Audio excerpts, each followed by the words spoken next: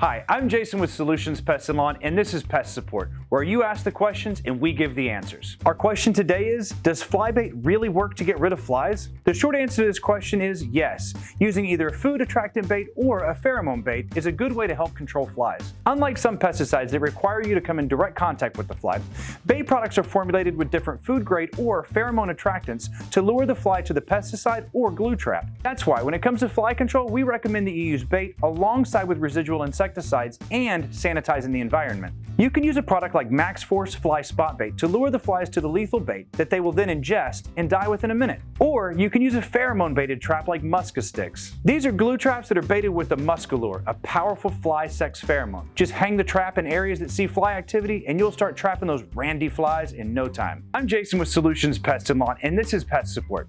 If you have any pest control questions you need answers to, or have any pest related problems you need help with, stop by one of our stores, visit our website, or give us a call and get help today. We recommend that you use bait alongside residual insecticides. Why can't this all be the, this, that, the? I'd probably screw that up too. So